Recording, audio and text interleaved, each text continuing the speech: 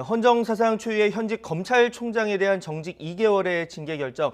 왜 이렇게 오랜 시간이 걸렸고 앞으로 어떤 절차가 남아 있는지 짚어보겠습니다. 네, 김광선 변호사 전화로 연결해서 알아보겠습니다. 네, 나와 계십니까? 네, 안녕하세요. 김광선 안녕하십니까? 변호사입니다. 네. 이른 아침부터 연결 응해주셔서 감사하고요. 일단 징계 수위부터 보겠습니다. 이게 정직 2개월이라는 심의위 결론 어떻게 보셨습니까? 일단 처음에 윤석열 총장에 대해서 이제 직무 배제 결정을 심의장관이 하지 않았습니까? 네. 그때 이제 많은 언론들과 법조인들이 이제 직무 배제라는 것 자체는 이제 해임을 전제로 주로 많이 하거든요. 예. 그래서 해임할 것이다 그렇게 했는데 최근에 징계위원회가 두 번에 걸쳐서 이루어지면서 정직이 될 수 있다 그런 의견이 굉장히 많이 나왔어요. 그래서 일단 중요한 것은 그거죠. 일단 비유 사실이 6개지 않습니까? 그 6개 중 몇 가지가 인정이 되느냐의 문제고 또 몇 가지가 인정이 된다 하더라도 그 인정된 수위, 비유 정도가 어느 정도에 따라서 이제 징계 수위가 결정이 되는 거거든요. 예. 그렇기 때문에 아마 징계위에서 굉장히 고심을 많이 한 것 같아요. 왜냐하면 심리가 다 끝난 다음에 이제 징계위에서 토론과 의결을 하게 되는데 그 시간도 굉장히 생각보다 많이 걸렸거든요. 원래 어제 자정까지는 끝내겠다고 했는데 자정을 훌쩍 넘겼어요. 그런 걸 전체적으로 보면 징계위원회 자체 내에서도 다른 의견이 굉장히 많았고 또 징계 수위와 비유사실 혐의가 인정되는 데 있어서도 서로 많은 토론이 있었고 의견이 많아서 이를 조율하는 데 시간이 좀 많이 걸리지 않았나 싶습니다. 네. 자, 변호사님께서도 조금 전 이야기를 해주셨는데 지금 중징계이긴 한데 애초 해임이나 정직 6개월까지 가능하다는 전망과는 좀 달랐습니다. 이번 정직 2개월 어떤 행간으로 읽어야 할까요? 일단 굉장히 좀 해임이나 면직이나 정직 6개월 하기에는 굉장히 부담스러울 거예요. 왜냐하면 네. 정직을 한다 하더라도 한 6개월 정도 되는 것 자체는 사실은 검찰총장의 어떠한 임기가 보장이 2년이지 않습니까? 예. 이것을 완전히 무력화시키는 그런 징계 결정이거든요. 그래서 이제 검찰 청법과 관련된 부분에 있어서 문제와 소지가 있고 또 그렇게 되면 사실 정치적 부담이나 여론의 악화 이런 것도 신경 쓰지 않을 수 없는 거거든요. 근데 더군다나 만약에 징계 6개월 이상을 가게 되면 사실 이제 법원에서 재판할 때도 임기 2년을 보장한 것을 무력화시킨다. 지난번 이제 가처분 신청과 관련해서 윤석열 총장 손을 들어줄 때도 인사의 전에 이런 얘기도 했었거든요. 법원에서. 그래서 이제 그런 부분도 상당히 영향을 미쳤을 거라고 봐요. 그래서 징계는 하되 그 중에서 중징계 중에서 가장 경미한 정직 2개월을 선택했다. 물론 정직 1개월도 할 수 있었겠죠. 그렇지만 1개월 자체보다는 2개월을 선택한 것은 여러 가지 징계 어떤 실리적 효과 그런 것을 거두면서 그 징계 사실을 인정하는 그런 방향으로 결정이 됐기 때문에 여러 가지 지금 제가 볼 때는 상당히 절충적인 안을 선택했다 이렇게 봅니다. 네, 앞서 말씀하신 징계 사유도 보겠습니다. 6개 중 4개가 인정됐다고 밝혔는데요. 이른바 법관 사찰과 채널A 사찰, 또 수사방해, 그리고 정치의 중립 위반 등이 인정됐고 방금 전 저희가 그래픽으로 나갔지만 잘못 나갔는데요. 언론사조의 만남은 징계 사유로 볼 수는 있지만 불문에 붙이기로 했습니다. 네, 어떻게 보십니까? 지금 사실 이제 6개 비유 사실이잖아요.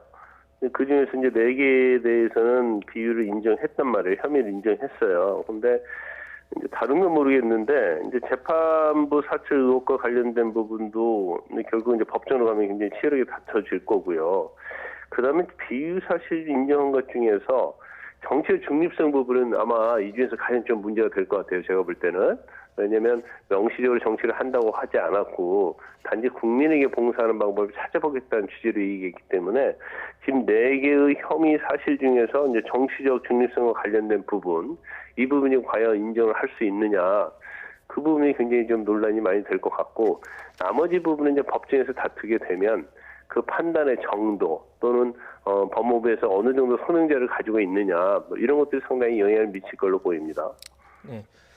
자, 밤샘 회의 정말 17시간 30분에 걸친 마라톤 회의였습니다. 워낙 이례적인 건이긴 하지만 이렇게 오래 걸릴 것이라고 그리고 새벽 4시에 발표가 될 것이다 예상하셨습니까?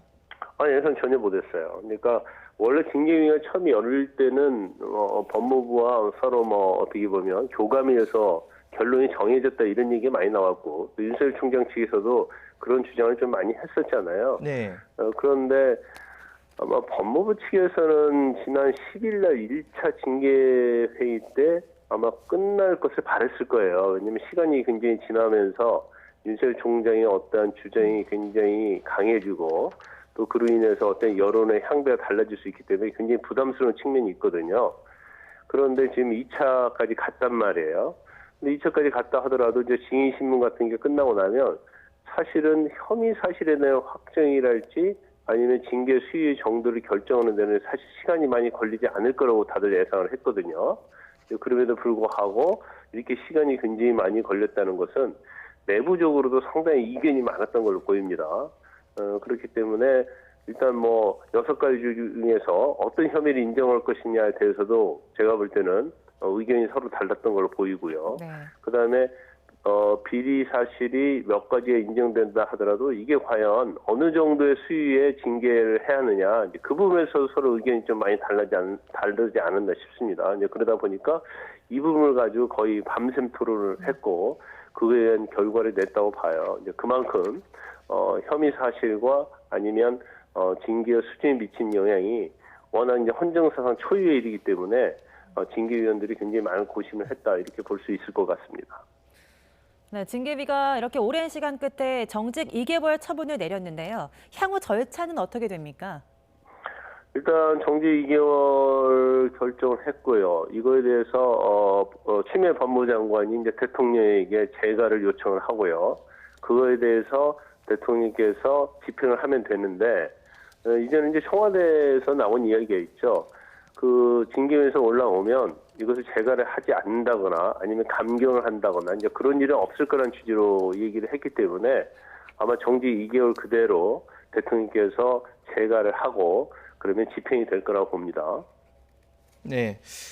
지금 윤 총장 임기가 내년 7월 24일까지입니다. 뭐 아까 변호사님께서 얘기를 해주신 게 징계라는 효과를 거두면서 임기 보장을 훼손했다는 비판이나 부담을 최소화하려는 결정 같다 이렇게 얘기를 해주셨는데 그렇다면 이 정직 2개월 뒤에도 임기가 5개월 정도는 남게 되는 겁니다. 이론적으로 이 복귀가 가능한 겁니까? 일단 법적으로 보면 이제 정직 2개월 후에 복귀는 당연히 할 수가 있죠. 그런데 일단 정직 2개월과 관련된 부분에 있어서 네. 뭐 계속적으로 윤석열 총장 측에서는 부당하다, 유법하다 주장하고 있지 않습니까? 그러니까 당연히 뭐 소송을 제기할 거고요. 예. 본안 소송을 제기하기 전에 그러니까 정직 2개월이 무효다는 걸 행정소송 제기하면서 가처분 신청도 지난번과 같이 똑같이 할 거예요. 그래서 일단 정직 2개월 자체의 효력을 정지하는 네. 가처분 신청까지 동시에 제기할 걸로 보입니다. 그래서 만약에 가처분 신청에서 또다시 법원이 윤석열 총장의 손을 들어줘서 정직 2개월의 효력을 중단시키면 이제 윤석열 총장이 계속 총장직을 수행할 수 있지 않습니까? 근데 만에 하나라도 가처분 신청에서 윤석열 총장의 손을 안 들어주게 되면 그러면 아마 윤석열 총장도 많은 고민을 할 거예요. 그래서 네. 뭐 자진 사퇴 카드랄지 이제 그런 걸 좀 생각해볼 여지가 있다고 봅니다. 네. 그래서 물론 지금 뭐 윤석열 총장의 어떤 스타일로 보면 설사 법원에서 어떤 결과가 나온다 하더라도 2개월 후에 검찰총장으로 복귀할 가능성이 크다고 봐요. 그렇지만 이제 법원의 어떤 판단 또 여론의 향배 이런 것들이 윤석열 총장이 어떤 결단을 하는 데 있어서도 영향을 미칠 거라는 걸 배제할 수는 없을 것 같습니다. 네. 자, 소송전에 대한 내용은 잠시 뒤에 짚어보고 지금 정직 2개월이라는 징계가 어떤 불이익이 있게 되는 건지 궁금해하시는 시청자분들도 많으실 것 같거든요. 어떤 내용입니까? 네. 일단 정직 2개월은 해임이나 면직이나 뭐 다른 중징계에 비해서는 비교적 뭐 중징계 중에 좀 경미하다고 볼 수가 있겠죠. 그래서 네. 정직 2개월 동안은 검찰총장으로서 직위를 수행할 수 없고요. 그 2개월 동안은 본인이 정부로 받는 그런 월급을 받을 수가 없는 것이 특징입니다. 그래서 이제 해임 같은 경우에는 만약에 해임이 됐다고 하면 공무원 지위도 박탈되고요. 퇴직금이나 연금도 감액이 되고 또 변호사로서 어떤 개업도 3년간을 할 수 없거든요. 그렇기 때문에 해임에 비해서는 정직이 굉장히 낮은 수준의 징계 수위는 맞지만 이 부분은 본인의 어떤 명예주의 측면 그리고 사상 초유의 검찰총장으로서의 2개월 정직이라는 것은 굉장히 중대한 의미를 갖는다고 볼 수 있어요. 그래서 본인에게는 굉장히 명예적인 측면과 회복할 수 없는 그런 손해적인 측면이 있기 때문에 뭐 일반적 공무원에서 정지 2개월은 뭐 우리가 어떻게 판단할지 몰라도 검찰총장에 대한 정지 2개월은 굉장히 중징계이면서 의미가 있다고 볼 수 있습니다.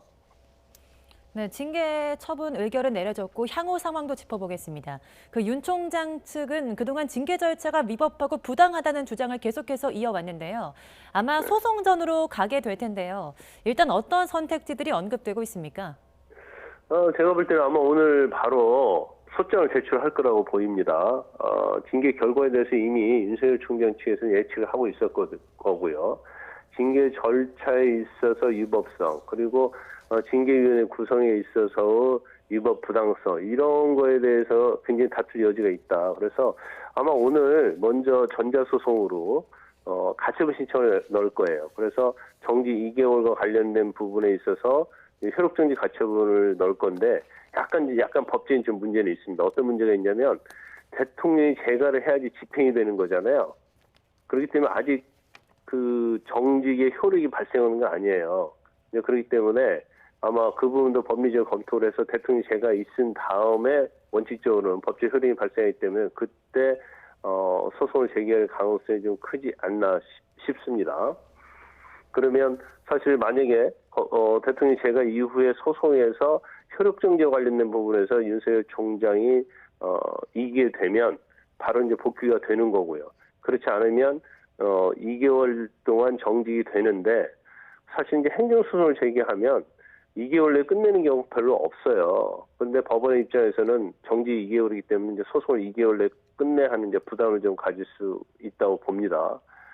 그렇지만 만약에 2개월이 거의 다다랄지 2개월 후에 소송의 결과 나오면 소송으로 다툴 이익이 없어요. 그렇기 때문에 이 부분이 굉장히 전문적인 부분이긴 하지만 굉장히 경우의 수가 굉장히 많다 이렇게 보입니다. 네, 현재 검찰총장에 대한 사상 초유의 징계 결정, 특히 징계 이르기까지 논란이 많은 만큼 어떤 반향을 일으킬지도 주목됩니다. 네, 지금까지 김광삼 변호사였습니다. 오늘 연결 감사합니다. 네, 감사합니다.